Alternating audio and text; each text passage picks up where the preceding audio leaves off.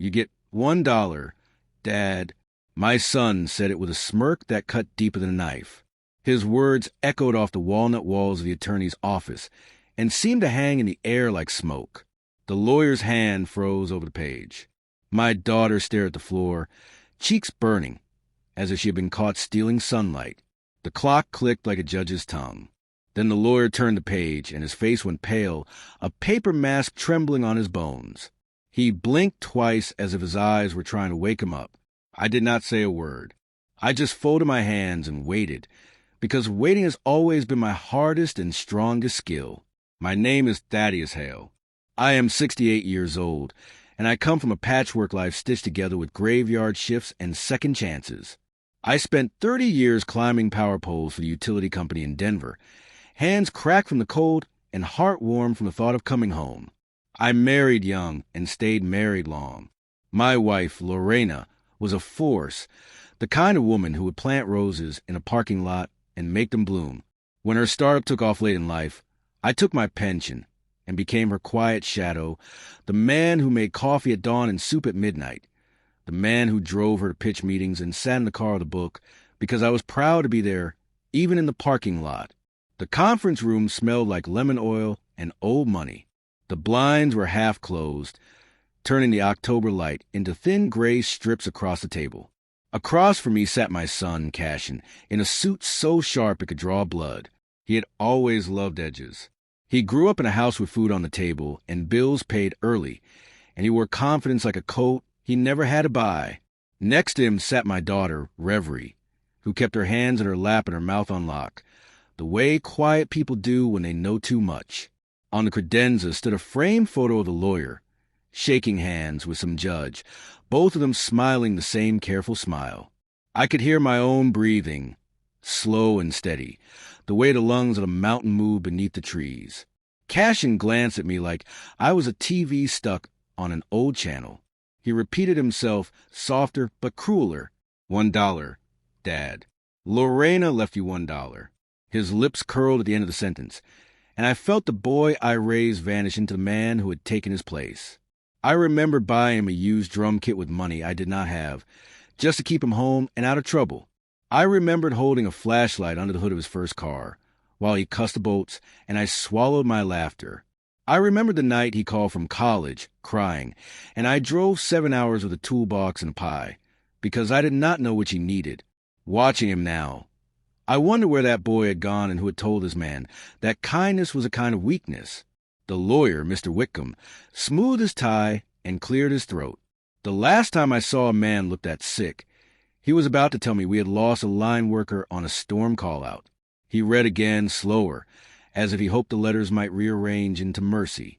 The estate of Lorena Miles Hale, valued at $54 million, is distributed as follows. He paused and darted a look at me, then at Cashin, then at Reverie. The overhead lights hummed. Outside, a city bus side at the curb. I could see my reflection in the glass of a framed diploma, small and silver-haired, the kind of man people move past in grocery aisles because they think he has nowhere to be. I had spent the last year bathing my wife when her hands shook too much to manage buttons, making her laugh when the chemo took the shine for her eyes, telling her stories from our little ranch days when we were broke and happy and hungry for each other and for the future. We met on the western slope, where the sky is big enough to hold your regrets and not burst. Back then I ran cattle on leased land and patched fences with baling wire and prayers. She showed up in a rented Jeep with a camera and a notebook and asked if she could photograph the rust. Said there was beauty in what refused to quit. She wore thrift store boots and carried herself like someone who had fought for her name. When her software idea started paying, I did not stand in her way or ask why it was not me. I held the umbrella when it rained and washed the car when clients were coming. When she got sick, I learned the science I needed to learn and the patience I should have learned sooner. I told our children that love is not only a vow, it is also a routine, like brushing your teeth. They nodded like they understood, but youth thinks immortality is a birthright. Back in the room, Cashin tapped his phone, bored of the slow bleed. He had the restless pulse of a man who has always been told that the world is a mirror. He said she wanted me to run the company. Dad, she told me that. You had your chance in life. Take the dollar and enjoy bingo. He thought that line would sting. He does not know I like bingo, not because of the game, but because of the people who come early and bring cookies. Mr. Whitcomb pinched the bridge of his nose. I watched him inhale like a swimmer about to dive. He turned to the next page, the page that made his cheeks drain, and the room tilted towards silence. Whatever was there had weight. I could feel it, a storm forming behind a far ridge. Reverie lifted her eyes to mine for the first time, and there was a flicker of something old in them. The child who used to collect glass beads and leave them on her mother's desk like small planets. Thaddeus, Mr. Whitcomb said, voice thin. There's a codicil. It was executed 3 weeks before Lorena passed. He swallowed, then read. In the event that my husband, Thaddeus Hale, is present at this reading, the following instructions supersede any prior distribution. If he is not present, proceed as written in Section A. He raised his eyes and stared at me, as if confirming I was real. I sat very still. I could feel the pulse in my wrists, steady and unhurried. After decades of storms, after nights on poles in winter with sleet biting through my jacket, I trusted thunder more than smirks. Cashin laughed, a short brittle sound. What kind of game is this? Dad is here. Read it. Mr. Whitcomb glanced at the door as if expecting Lorena to walk in and take over, like she often did when men hesitated. This is what the codicil says, he whispered, and his voice had the hush of a church. But before he read, he pulled a small envelope from a locked drawer. It was sealed in dark blue and stamped with the old cattle brand we use to burn in defense posts, so the land would know our name. The envelope was addressed in Lorena's hand. The way she wrote grocery lists and love notes, every letter steady, each line a promise. For Thaddeus, open only when the lawyer reads a codicil.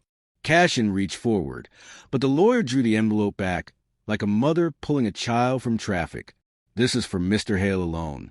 Reverie pressed her lips together, holding back words that wanted to be born. My palms prickled.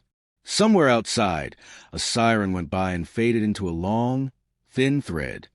I took the envelope and felt its weight, light but heavy with time. I could see our kitchen in my mind, the last night we made stew together, her hair wrapped in a scarf, laughter fogging the windows. She had said, Tad, I need you to be patient with the children, but I also need you to be firm. Promise me you will not let grief make you small. I promised. I have broken promises in my life. Not that one. The paper smelled faintly of lavender and rain. I slid a thumb under the seal. Cashin leaned in, hungry for a shortcut to victory. Reverie closed her eyes and breathed like she was counting. The lawyer's knuckles went white against the edge of the table. I thought of every time I'd stayed silent to keep peace, and how silence can sometimes be a lie. I opened the envelope. Inside was a single key taped to a card. The key was old brass, scarred with use. The card carried a short line in her hand. Basement, behind the last shelf, left of the lilac tins. The words were simple. The meaning was not. Cashin squinted. What is that supposed to mean? Mr. Whitcomb looked from the key to the codicil and back at me, as if asking permission to move the story forward. I slid the key into my pocket and folded the card. In my chest, something warm and steady began to wake. I looked at my son, my daughter, and the lawyer, who did not want to be the messenger of a storm. Mr. Whitcomb cleared his throat, gathered the pages, and began to read the codicil aloud. His lips shaped the first sentence, and I watched the color leave Cashin's face, as if someone had pulled a plug. The lights hummed, the city breathed, and I sat still, a man who had spent his life waiting for dangerous things to pass, so he could fix what they had broken. Then the lawyer spoke the next 8 words, and the room seemed to tilt. The codicil says the money goes to the one who proves they know what love costs. He stopped, swallowed, and lifted his eyes to mine. The proof, it says, is in the basement. He looked at the door, then back at me. Will you open it now, Mr. Hale, or do you want to wait? The moment those words left the lawyer's mouth, the room seemed to freeze. The one who proves they know what love costs. Cashin let out a half-laugh, one of those forced, nervous sounds that come from pride, trying to outrun fear. Love? What kind of nonsense is that? He muttered, shaking his head. Dad, she's gone. This isn't a riddle hunt. Just sign whatever you need to and let's move on. But I did not move. I just sat there, feeling the brass key press against my thigh, warm from my palm. I had spent my life fixing things that broke. Cables, fences, hearts, and every fix started with patience. "We'll go home," I said quietly. "To the house. I'll open the basement." Cashin rolled his eyes, but I caught the flicker of something in Reverie's face. Worry.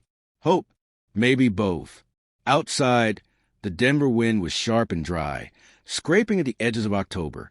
The sky was the color of old denim. I drove my rusted Silverado alone. The road back to the house wound through the kind of neighborhoods that remember better times. Sagging mailboxes, peeling paint, kids on skateboards with earbuds and no helmets. My house sat at the edge of the old district, 2 stories of stubborn wood and stone, still standing because I refused to let it collapse. Lorena had filled it with warmth, with yellow curtains and mismatched mugs, with her laughter echoing from every corner. But since her death, it had felt like a museum of what used to be. When I stepped through the door, the smell hit me, lavender and dust. I hadn't been down to the basement in months, not since the funeral. I stood in the hallway, remembering her voice. "Tad, love isn't about saying yes. It's about standing when you're shaking." I smiled a little, because she always said things like that when I was too tired to answer back. The floorboards creaked as I made my way toward the basement door. It was painted white, chipped around the handle. I slid the key from my pocket and turned it over in my hand. Cashin had followed me after all, parked his black sedan right behind my truck. He stood on the porch now, arms folded, phone still in hand like a weapon. "Dad, seriously, this is insane. You really think Mom left something down there?" His voice carried the tone of someone who had never been told no enough times. Reverie came up behind him, quieter. "Let him," she said softly. Mom was always deliberate. Cashin scoffed. She was emotional, not cryptic. I turned the key in the lock. The old tumblers clicked, and the door groaned open, releasing a breath of cool air that smelled faintly of metal and earth. The basement light flickered once before holding steady. Dust motes hung like ghosts in the beam. The shelves were just as Lorena had left them. Boxes, old paint cans, garden tools, and dozens of lilac tins she used for her homemade balms and lotions. I walked to the far wall, counting the shelves. 1, 2, 3. The last one was low, nearly touching the concrete. Behind it, according to her note, was something worth hiding. I crouched, feeling my knees complain, and pressed my hand against the wall. It sounded hollow. I pushed harder. A section shifted inward with a soft crack. Cashin took a step closer. "What the hell?" There was a small wooden chest behind the false panel, the kind of box people use in another century. Dust covered its lid, but the lock was open, as if it had been waiting. I lifted it onto the workbench. Inside were stacks of papers, a black notebook, and an old photo. Lorena, younger, smiling with her arms around a man who wasn't me. Cashin's jaw dropped. "Dad, what is that?" I stared at the picture. The man looked familiar, but not enough to hurt. A business partner, maybe, or someone from her early years before we met. The caption on the back read, "For when the truth must make you free." My hands trembled slightly as I set it aside. Under the photo lay a sealed envelope marked for my husband, and whoever dares to judge him. I opened it slowly. Inside was a handwritten letter, dated 6 months before she died. "My Tad, if you're reading this, it means I had to do what I feared most, leave you before I was ready. You spent your whole life giving without asking for anything back. You never saw how much that scared me. I built a fortune not for me, but to see how love changes people when there's too much of it in numbers and not enough in hearts. Cashin believes money is power. Reverie believes silence is peace. But you, Tad, you believe love is work. That's why the truth must start with you. In this box are the papers that prove how the company began, and how someone tried to take it from us before I got sick. Find the ledger, then decide who knows what love costs." The words blurred for a moment as my eyes filled. Cashin snatched the box and started rifling through it. "Ledger? Are you kidding me? What does she mean?" He stopped, pulling out a document with his name printed across the top, his face drained of color. This can't be right." I took the paper gently. It was a contract, a transfer of intellectual property, forged signatures, company shares rerouted into offshore accounts. Dates matched the year before Lorena got her diagnosis. My son's name was on it. So was a partner's. My throat tightened. "Cashin," I said quietly. "What did you do?" He stepped back, anger flickering behind his fear. "It wasn't like that. I was helping. She didn't understand the legal side of things. She told me to look out for the future." Revery's voice broke the silence. "The future or yourself?" Cashin glared at her, then at me. "You're not going to believe a dying woman's note over your own son, are you?" But I didn't answer. I looked down at the notebook in the chest, Lorena's handwriting again. Each page filled with meetings, dates, receipts, her quiet, methodical tracking of betrayal. She had known. She had seen what her success had turned our son into, and instead of confronting him, she had built a test, a lesson, to prove who knew what love costs. I closed the notebook and turned to Cashin. "Son," I said slowly, my voice calm, "you'll come with me tomorrow, back to the lawyer. We'll settle this right." He laughed bitterly. "You think you can take my inheritance because of a few papers? You're senile." I looked him dead in the eye. "No," I said softly. "I'm awake." Reverie put a hand on my arm. "Dad, what if there's more?" She said, "Start with you. Maybe it isn't over." And just as she spoke, I noticed something glinting beneath the chest. Another small key taped to the underside, even older, even colder to the touch. Engraved on it were the letters LH and the number 2. Cashin's phone buzzed in his pocket. He glanced at it and cursed under his breath. Then he looked at me with that same smirk from the lawyer's office. Only this time it trembled. "You don't know what you're getting into, old man," he said quietly. "Some things are better buried." I met his gaze and felt something shift inside me. Not rage, not sadness. Resolve. "I'd buried my wife," I said. "There's nothing left I'm afraid to dig up." The room went silent. The clock in the kitchen ticked once, twice, then stopped. Outside, thunder rumbled across the horizon, and deep in the walls of that old house, something else moved, like a whisper waking after years of sleep. The storm rolled in just after midnight, heavy rain tapping on the roof like restless fingers. I sat at the kitchen table with the second key between my fingers, watching the lightning flash through the window. Every time it struck, the room came alive. The photo frames, the clock, the empty chair where Lorena used to sit with her tea. It felt like she was still here, watching, waiting for me to finish what she started. Reverie was upstairs, reading through her mother's notebook.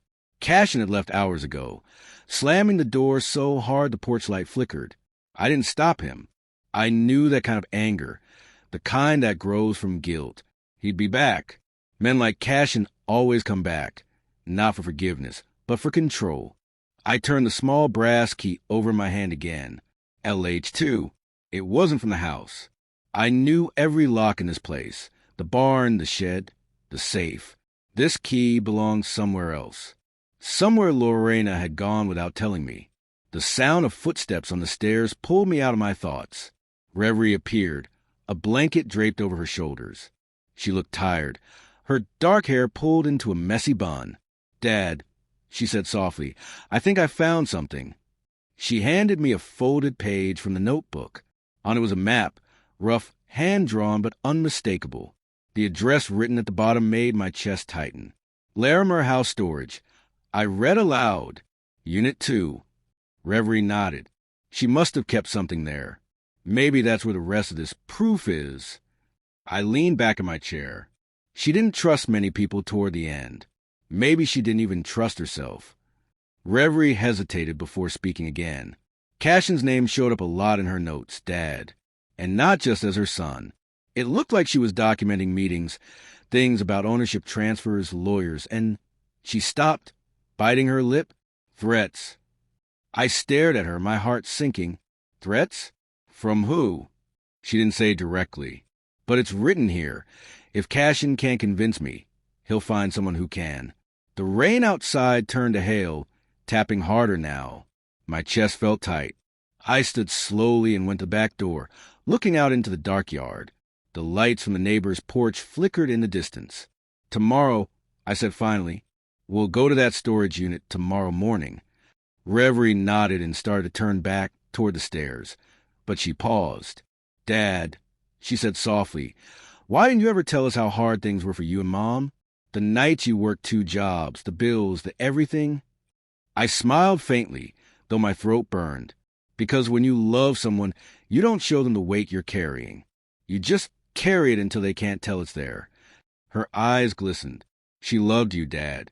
Even when she got sick, she said you were her reason for staying brave."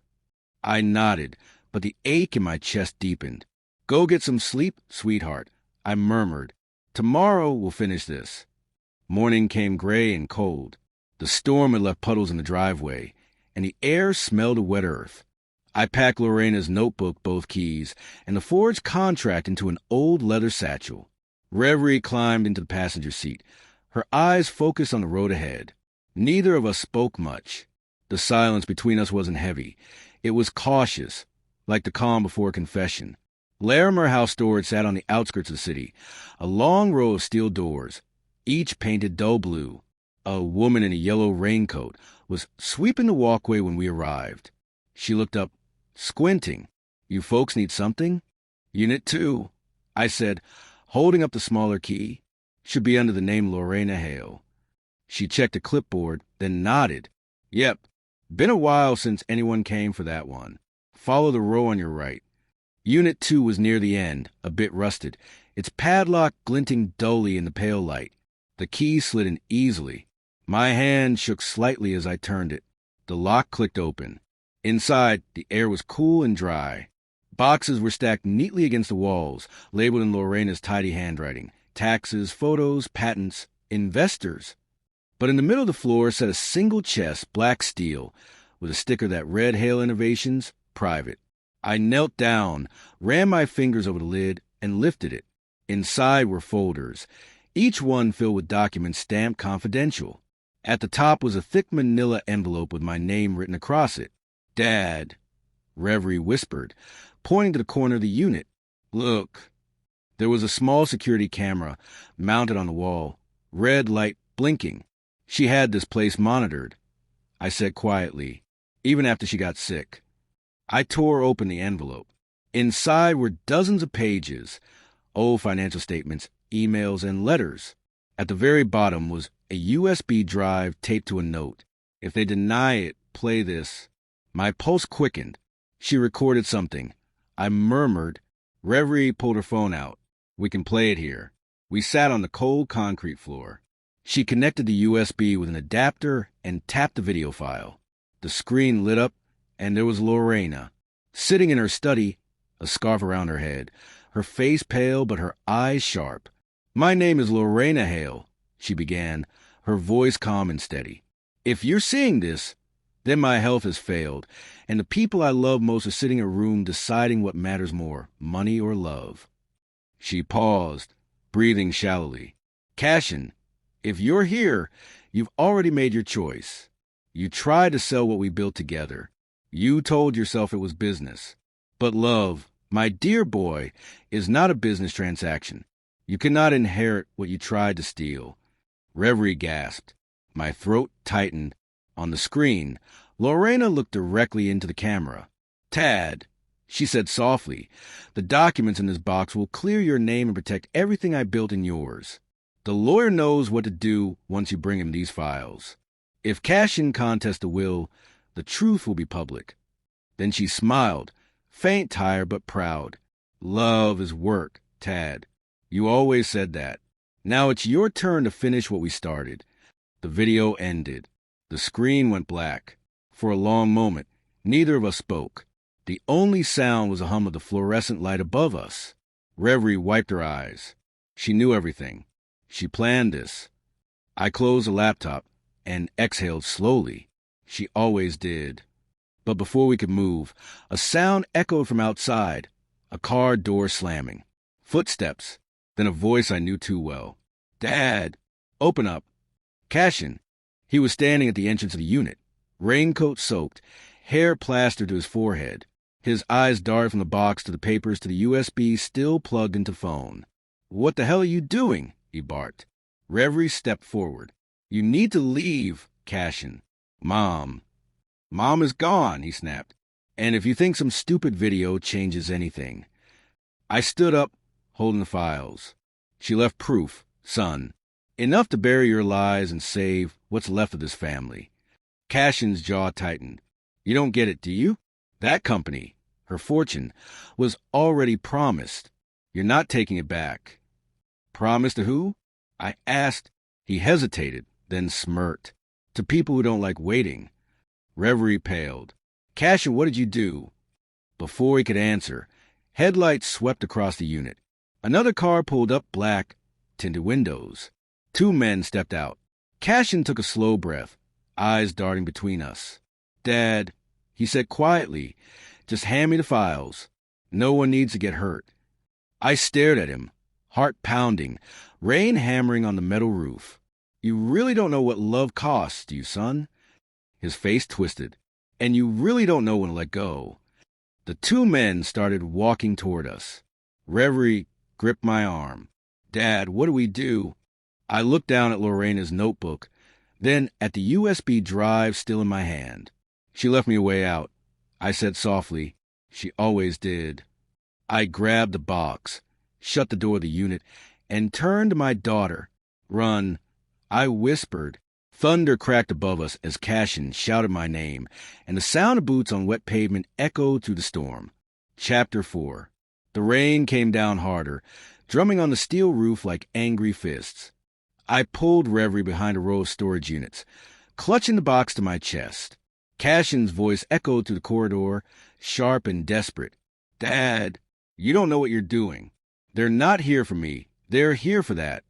The sound of footsteps grew louder, 2 sets, heavy, purposeful.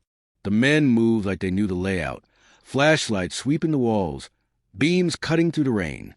Reverie's hand tightened around my arm. Her eyes were wide but steady. "Dad," she whispered, "we can't outrun them. What's the plan?" I took a breath, slow and measured. Plans come later. Right now, we make distance. We moved between the units, ducking behind stacks of old furniture left out for disposal. One of the men called out, "Cashin, you said this would be clean." I didn't think he'd fight me for it. Cashin snapped, his voice trembling now. "He's just an old man." I smiled bitterly in the dark. "An old man," I murmured. "That's what they all think, until the old man stops bending." We reached the back fence, a tall chain-link barrier separating the storage facility from a stretch of undeveloped land. I boosted Reverie up, the cold metal cutting into my palms. She scrambled over and landed softly on the other side. I tossed the box over next, then climbed after her, my knees groaning in protest. Behind us, a flashlight beam sliced through the rain. "There!" someone shouted. We ran. Mud splashed beneath our boots as we crossed the field, the wind whipping our faces. My lungs burned, but I didn't stop. Every storm I'd worked through, every night shift I'd survived, this was what it had been training me for. We reached the truck, parked near the main road. I threw the box into the back seat and slammed the doors. The engine roared to life just as the 2 men reached the fence. Reverie clutched the dashboard, her voice shaking. "Dad, where do we go?" "Somewhere safe," I said. "Somewhere he won't follow." We drove through the storm, city lights blurring behind sheets of rain. My mind raced as I replayed Lorena's message. If they deny it, play this. She hadn't just been protecting a fortune. She'd been protecting truth. Reverie finally spoke, voice small but steady. "Mom knew Cashin would do this, didn't she?" "She knew," I said quietly. "She just hoped he'd stop before it destroyed him." The truck rattled as we turned onto the old county road, leading toward the outskirts, where our ranch used to be before the company bought it out. My chest ached as the memories returned. The wooden porch, the creak of the swing, Lorena humming while the sun dipped behind the hills. I had buried my past there once. Now it seemed I was being called back to unearth it. When we reached the old gate, I parked under the archway. The rain had slowed to a drizzle. The ranch looked smaller than I remembered. Just a weather-beaten barn and a sagging windmill spinning lazily in the wind. I hadn't been here in years. Reverie looked around. I thought the company owned this land now. They did, I said, but Lorena never really let go of it. She kept paying the taxes, even after she built her empire. We stepped inside the barn. The air smelled of hay and rust. I set the box on a wooden table and opened it again. The documents were damp but readable. I spread them out under the flickering lantern light. Financial ledgers, signed letters, emails, all of it proof that Cashin had tried to sell the company to a corporate investor, pocketing millions. Reverie pointed to one of the pages. Look, this investor, Redwood Capital. That's the same name on Mom's hospital bills. She wrote paid in full beside it. I frowned. You think they threatened her? Maybe, Reverie said. Maybe Cashin wasn't just greedy. Maybe he was scared. Before I could answer, my phone buzzed. Unknown number. I let it ring once, twice, then answered. Dad. Cashin's voice was low, strained. Listen to me. You don't understand what's happening. These men, they're not who you think they are. They don't want the money. They want Mom's formula. I clenched my jaw. Formula? The regenerative compound she was working on before she got sick. The one that got rejected by the FDA. Redwood Capital offered to buy it, but she refused. Said it was her life's work. After she died, they came to me, said they'd keep the family safe if I signed over the rights. I felt the blood drain from my face. And you believe them. I didn't have a choice. Cashin's voice cracked. Dad, they're coming for you now. You got the files. They'll kill for them. The line went dead. Reverie stared at me, pale. What did he say? I swallowed hard. That your mother's work is worth more than her company ever was. Lightning flashed outside, illuminating the open barn door. In that moment, I saw a silhouette standing in the rain, tall, unmoving, watching us. Reverie gasped. Dad. I see him. I whispered, stepping forward. Stay behind me. The man took a slow step into the light, his coat dripping, his eyes hidden behind dark glasses. Mr. Hale, he said, voice calm but cold. You have something that belongs to us. I have my wife's legacy, I replied, squaring my shoulders. And I'm not selling it. He smiled faintly. Everyone sells, Mr. Hale. Eventually. Reverie grabbed my arm. Dad, the drive? I nodded. Take it. Go out the back. Find a signal and send the video to the lawyer. What about you? I'll stall them. Go. She hesitated, tears welling. But then she nodded and ran. The man's eyes followed her for a moment before settling back on me. He stepped closer. Brave, he said softly. But bravery doesn't save the ones you love. I met his gaze. Neither does greed. He lunged. I swung first. An old man's punch, clumsy but full of years of quiet strength.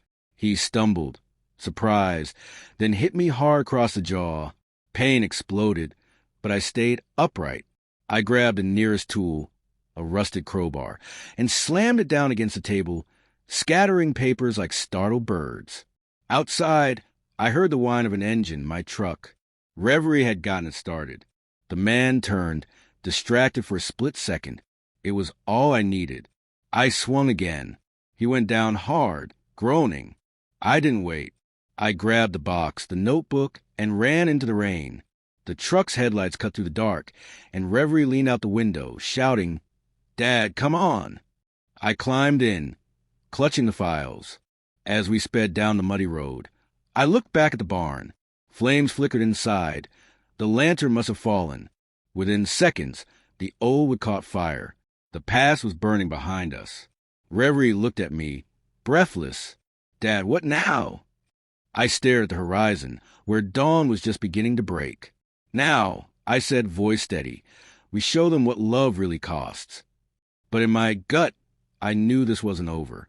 Redwood Capital had lost their files, their leverage, and maybe their patience.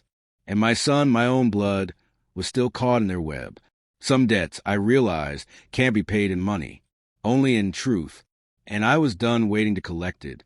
By sunrise, Denver was waking up, unaware that a storm larger than the one that had battered its rooftops was still brewing. And this time, it wasn't weather. It was truth.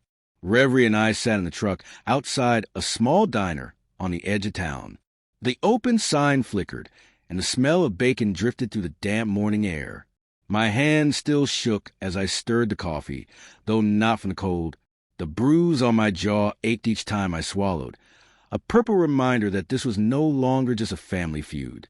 Reverie sat across from me, laptop open, Lorena's USB drive plugged in.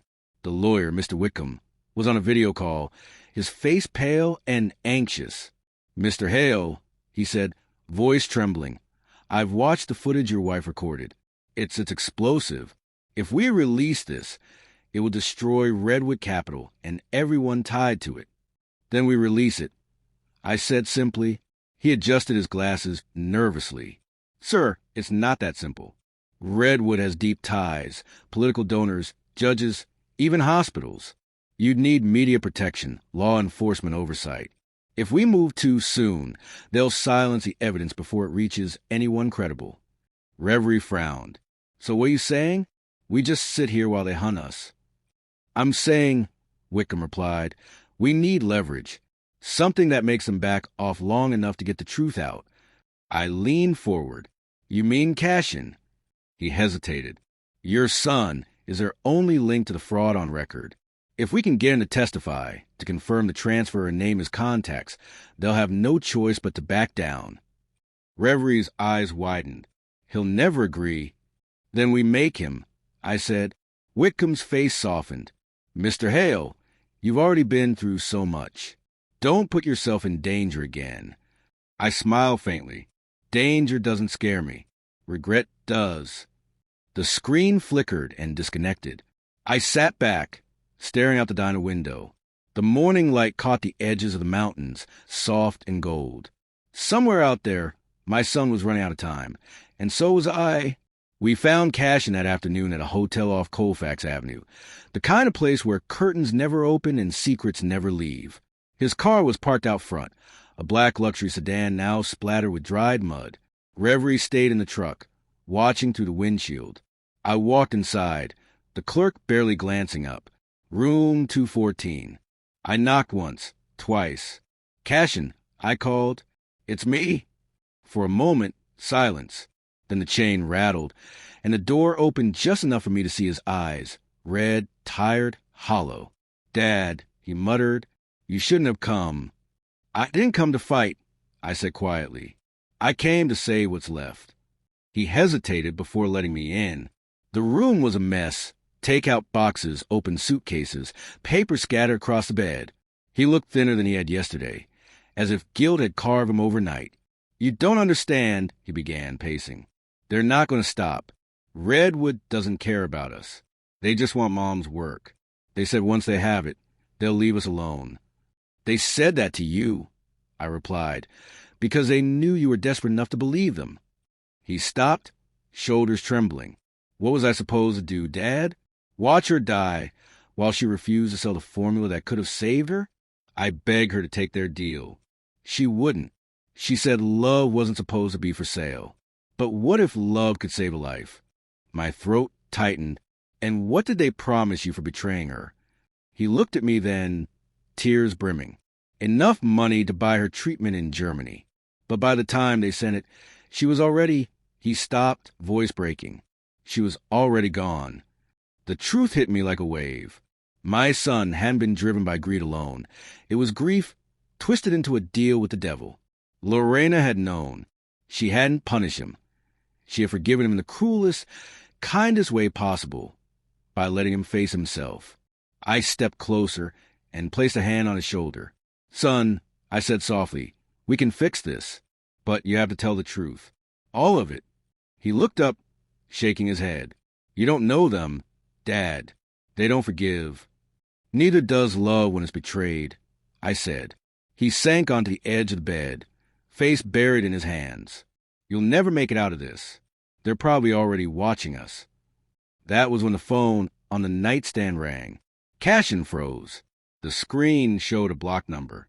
He stared at it, then looked at me. "That's them." "Answer it," I said. He picked up slowly. "Yeah." A voice came through, smooth and detached. "Mr. Hale, you've caused quite the inconvenience. Your father has something that belongs to us. Bring it to the old Hale Ranch tonight, alone, or the next headline won't be about your mother's company. It'll be about your sister." Cashin's face went white. "Don't touch her." The line went dead. I grabbed my coat. Reveries in the truck. They've been watching her. Cashin's panic snapped him into motion. "We can't fight them." I turned to him. "We don't fight. We finish this." By the time we reached the ranch, night had fallen again. The charred remains of the barn still smoked faintly in the moonlight. Reverie stood near the truck, unharmed but tense. "They called you too, didn't they?" she asked. I nodded. "They want the files." Cashin stepped forward, guilt etched across his face. "They want me to deliver them." Before Reverie could respond, headlights appeared on the dirt road. A black SUV stopped near the barn, and two men stepped out, the same ones from before. Behind them, a taller man emerged, face calm, eyes cold, the one who had attacked me. "Mr. Hale," he said, smiling slightly. "I admire persistence, but this ends now." I held up the box. "You want it? You'll have to hear her first." He tilted his head. "Her." I took out the USB and plugged it into the truck's dashboard screen. Lorena's face filled the air once more, her calm, unwavering voice carrying over the wind. "Love isn't a contract," she said in the recording. "It's a covenant, and anyone who treats it like business will lose more than money." The man's smile faltered. Cashin stepped forward, voice breaking. She knew about everything, about the deals, about Redwood, and she recorded all of it. The man's composure cracked. "Turn that off." "I didn't. And if anyone ever threatens my family," Lorena's voice continued, "this message goes public. To every investor, every partner, every reporter." The man lunged for the USB. Cashin intercepted him. They struggled, Cashin shouting, "Run, Dad." I grabbed Reverie's arm and threw the box into the truck. She floored the gas, mud spraying as we tore down the road. Behind us, gunshots cracked the air. Cashin's voice echoed once before the sound was swallowed by the storm. Reverie sobbed as she drove. "Dad, what about him?" I stared at the rearview mirror. The flames rising again from the old barn, silhouettes lost in the smoke. "He made his choice," I said quietly. "Now we make ours." By morning, Whitcomb had everything. The files, the recordings, the proof. By noon, the FBI raided Redwood Capital's offices. And by sunset, the name Lorena Hale was trending across every news channel in the country. Not as a widow's inheritance, but as a warning. Still, I sat alone on the porch, watching the evening light fade. The victory felt hollow. My wife was gone. My son, I didn't even know if he was alive. Reverie came out, wrapped in a blanket, her eyes red but resolute. "It's over, Dad." I looked out at the field, the last smoke rising into the sky. "No," I said softly. "It's not over yet. There's still one thing left to do." She frowned. "What's that?"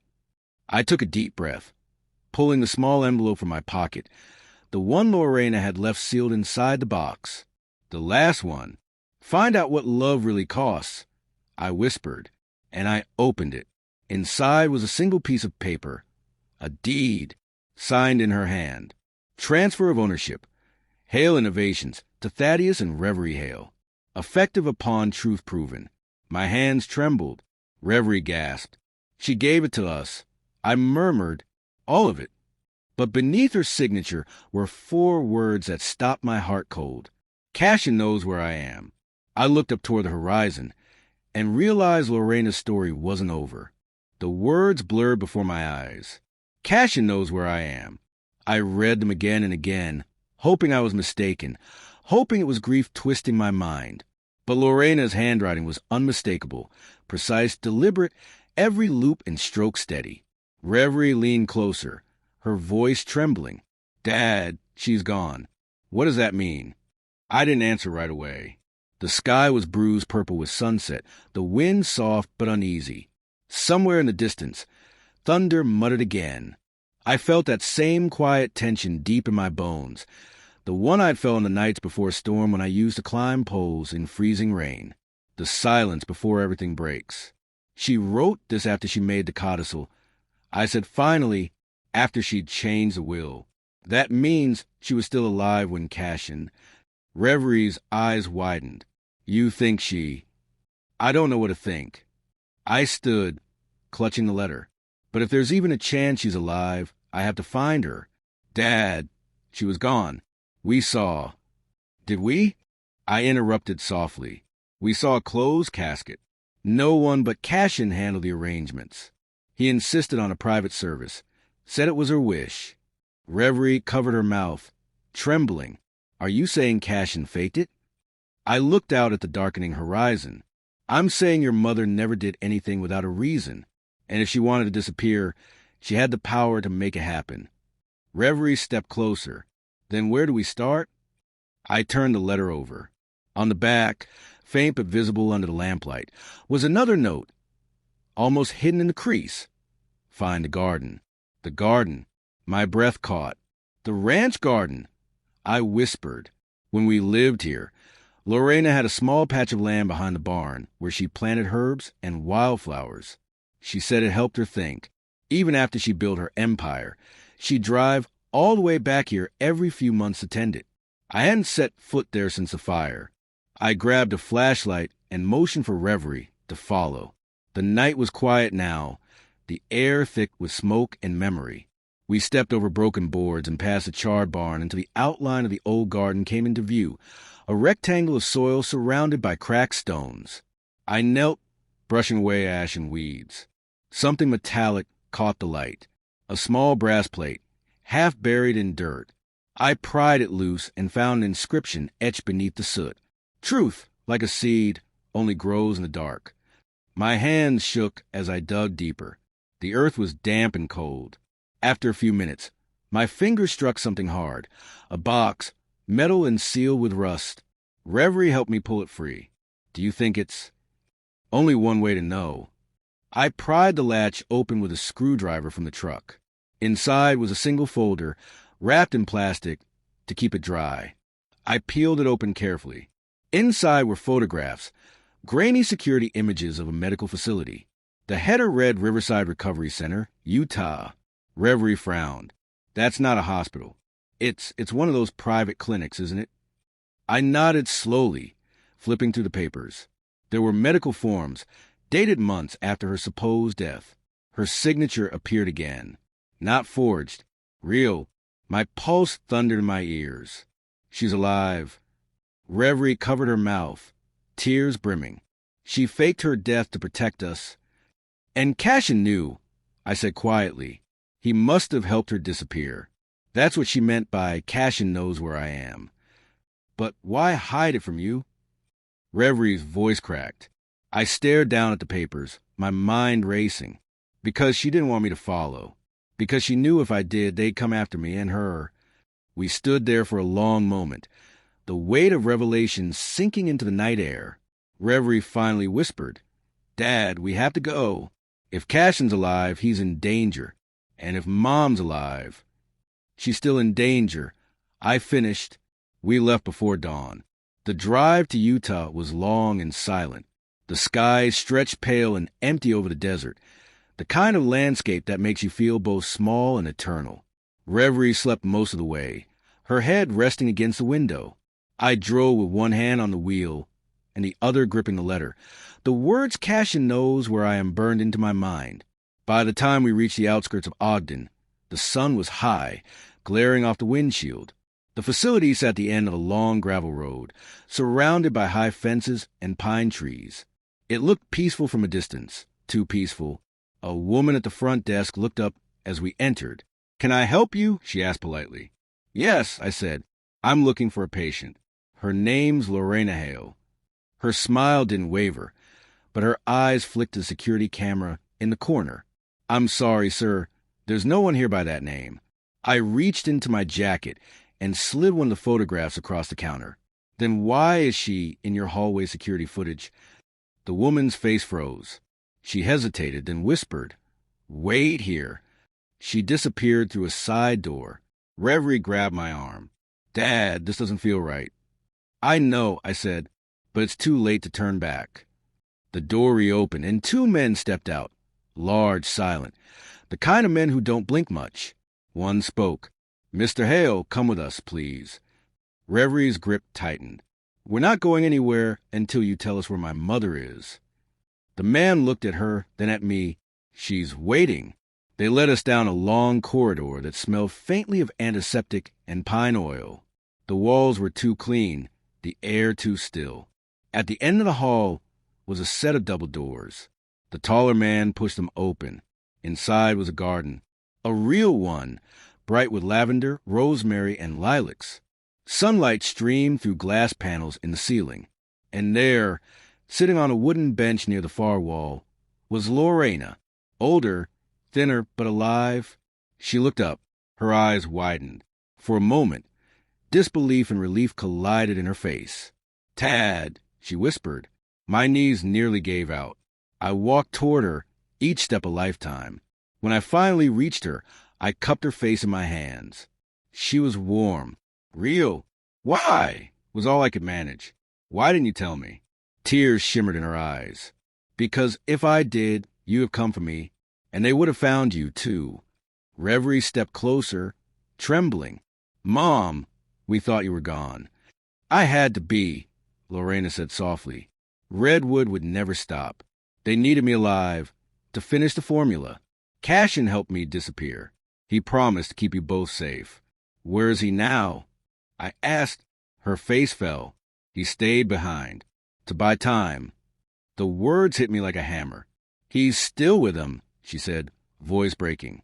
And they'll kill him if he tries to leave. For a moment, all I could hear was a wind through the glass ceiling. My son, my broken, foolish boy, had been protecting her all along. I turned toward the door, fists clenched. Then I'll bring him home. Lorena reached for my hand, eyes filled with fear.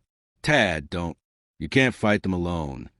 I looked at her, the woman who had spent her life teaching me that love isn't about winning. It's about enduring. Maybe not, I said quietly, but I've got one thing they don't. What's that? She asked. I smiled faintly, touching her cheek. A reason worth dying for. Outside, thunder rumbled again, rolling over the mountains like an omen. And somewhere, miles away, my son was still in the dark, about to learn that his father wasn't finished fighting yet. The drive back toward Denver felt like moving through a fog of ghosts. Reverie sat beside me in silence, Lorena's faint voice still echoing in my head. He stayed behind. To buy time. I had thought I'd lost her once. Now I knew I might lose my son for good. The highway stretched ahead, endless, gray, and wet from the morning rain. I gripped the steering wheel hard, knuckles white. Every mile closer to the city, the more my thoughts burned. Cashin wasn't just some greedy heir anymore. He was a man trying to make right the wrongs he'd helped build. But the wolves he'd let in, the men from Redwood Capital, wouldn't let him walk away. Reverie finally broke the silence. Dad, she said softly, what if he's already gone? I shook my head. No, Cashin's too stubborn to die before proving himself right. She looked out the window, her voice cracking. Mom said he promised to protect us. Maybe this was the only way he knew how. I sighed. He's his mother's son in more ways than one. Proud, reckless, thinks he can outsmart evil by negotiating with it. We drove the rest of the way in silence. When the Denver skyline finally appeared to the haze, I felt something cold settle in my chest. This was going to end clean. By late afternoon, I had a lead. Mr. Whitcomb called. His voice was low, urgent. Mr. Hale, Redwood's office downtown is being cleared out. Computers wiped, files shredded. But there's one location still active, a warehouse near Commerce City. Cashin's access card was used there this morning. Then that's where he is, I said.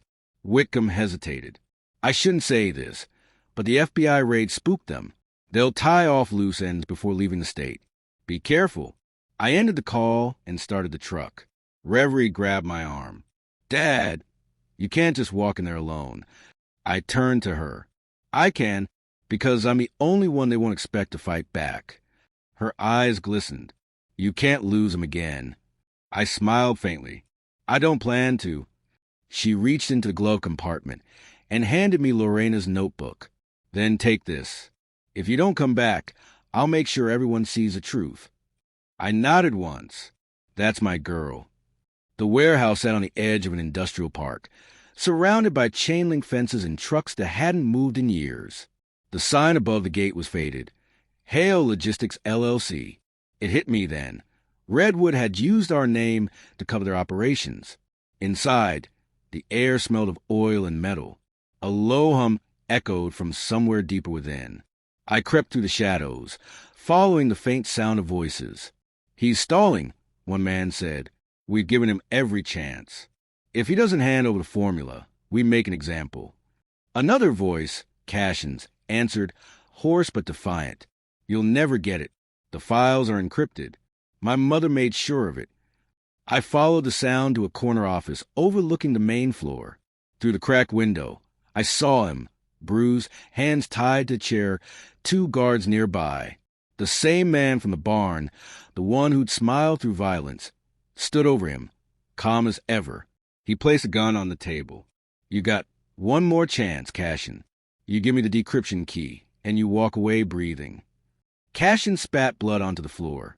If you are going to kill me, you have done it already. The man's smile flickered. You're right.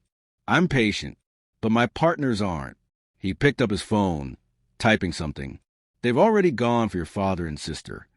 That was my cue. I stepped into the doorway. Not so fast. The man turned, eyes narrowing. Mr. Hale, you're more resilient than most. Age'll do that, I said. You stop fearing death when you've already buried half your life. He gestured lazily to the guards. Take him. They moved forward. I reached behind me, pulling the crowbar I'd kept from the barn. The first man lunged. I swung, catching him square in the knee. He went down screaming. The second swung a pistol.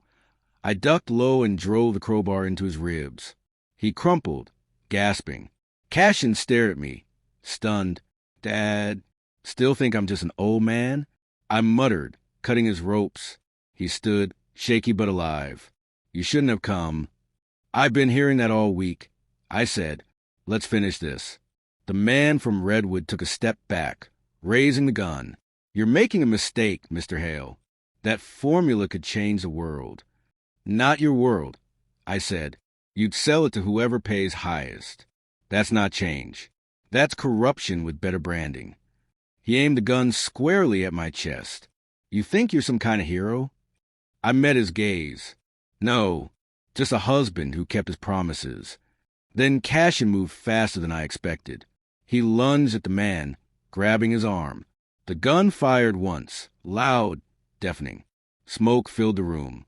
For a moment, I thought it was me. But when the haze cleared, the man was on the floor, motionless. Cashin stood above him, shaking, the gun still in his hands. Dad, he whispered. I didn't mean. I stepped forward, taking the gun gently. You did what you had to. Now let's go home. He looked at me, tears cutting through the grime on his face.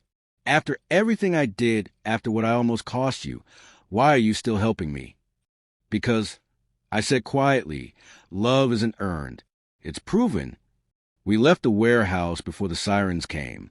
Whitcomb met us at a safe house on the outskirts of town, papers ready. The evidence from Lorena's notebook, the recordings and the documents from the storage unit were already in federal hands. Redwood Capital was finished. But Cashin wasn't the same. He sat on the porch that night, staring at the dark fields, his voice low. You should hate me, Dad. I sat beside him. I did, for a minute. Then I remembered that hate's just love that's forgotten its purpose. He smiled faintly, eyes glistening. She's alive, isn't she? I nodded. She's safe. She wants to see you. He exhaled, trembling. I don't deserve that. Maybe not, I said, but you need it. And she's still the kind of woman who gives what people need, not what they deserve.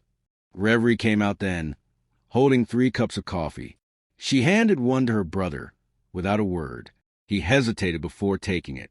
For a moment, the 3 of us sat there in silence, Broken people bound by something stronger than guilt. The wind carried the scent of lilacs from somewhere far away. It smelled like home. That night, as the sky cleared and the stars came out, I went inside and opened one last envelope from Lorena. Her handwriting was faint but sure. If you're reading this, Tad, then you found our boy. Don't punish him. Teach him. Love is the only fortune worth inheriting.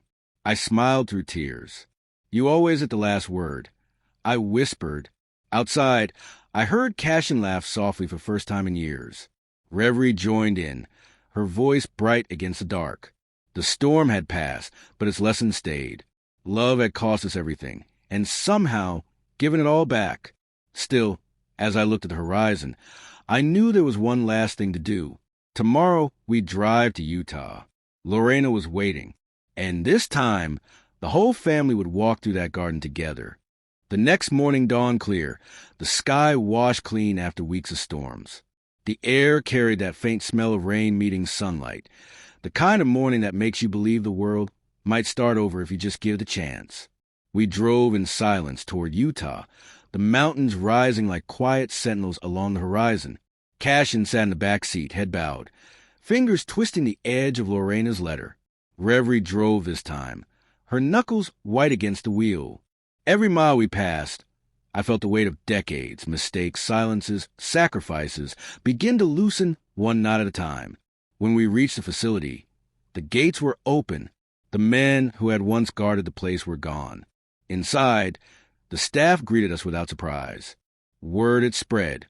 Redwood Capital had fallen, and the patients they'd been holding under false research contracts were finally being freed. At the far end of the corridor stood the garden. The same patch of sunlight, the same scent of rosemary and lilac. And there she was, Lorena. She turned as we entered, her smile small and trembling, the kind you save for the moments that don't feel real yet. Her hair had grown back in silver wisps, her eyes bright with recognition. Cashin froze. For a long second, no one moved. Then he took a hesitant step forward. "Mom," he whispered. She didn't speak. She just walked toward him, slow but steady, and when she reached him, she placed her hand against his cheek. He crumpled instantly, falling into her arms like a child who'd been holding his breath for years. "I'm so sorry," he said over and over, his voice shaking. Lorena stroked his hair, tears falling freely. "I know," she whispered, "and I forgave you before you even knew you needed it." Reverie joined them, wrapping her arms around both. I stood a few feet away, just watching, 3 pieces of my heart coming back together after being scattered by time and pride. Lorena looked up at me then, her smile tired but warm. "Tad," she said softly, "you did what I couldn't." I stepped closer. "You're the one who taught me how. You planned this, didn't you?" Every word in that, well, it wasn't about money at all. She chuckled faintly. Money was just the bait. Love was the lesson. Cashin lifted his head, wiping his eyes. "You could have told us." "And ruined the lesson?" she said gently. "You needed to understand what love costs before you could ever inherit what it's worth." Her words hung in the air. Reverie looked at me. "So what happens now?" Lorena smiled at her daughter. "Now, we live the life we were supposed to live. Not rich, not powerful, just free." We spent the rest of that day together in the garden. No lawyers, no contracts, no fear. Just laughter, silence, and the hum of bees weaving through the lavender. For the first time in years, my family wasn't at war with itself. Cashin helped Lorena plant new seeds in the soil. Reverie wrote her mother's favorite quote on a stone marker. "Love isn't about what you keep. It's about what you give, even when it hurts." As the sun began to set, I stood beside Lorena, our hands brushing. "You know," I said quietly, "you could have just told me about all this instead of leaving riddles in basements." She smiled, eyes sparkling. "You've always been good at fixing things, Tad. But I needed you to see that not everything broken needs repair. Some things just need to be found again." I nodded, taking in her words. The years of anger and loneliness seemed to dissolve in that fading light. When the sun dipped below the mountains, I felt something shift, like the closing of a chapter written in loss, faith, and forgiveness. The storm had done its damage, but it had also cleared the air. We didn't talk about the inheritance anymore. We didn't need to. The company, the fortune, the empire, it would all be sold. The money would go to hospitals, to research, to places where love still cost something worth paying. That night, as I sat outside the garden and watched my family laughing inside, I realized something simple but profound. Life doesn't measure you by what you gain, but by what you're willing to give without keeping score. Lorena had known that all along. And now, finally, so did I. If you've listened this far, remember this. Love is not a contract. It's a commitment. You can lose your house, your job, your health, even your pride. But if you keep your heart steady, you're richer than anyone counting money in silence. Don't wait until a will is read to realize what you've inherited. Forgive faster. Speak softer. Hold your people longer. Because in the end, every fortune fades. But love, once proven, becomes the only legacy that truly lasts. Thank you so much for your sweet support. I'm looking forward to your comments on the story. On the screen, you can see 2 new life stories that I highly recommend. There's so much more on my channel. Don't forget to subscribe. See you in the next life story.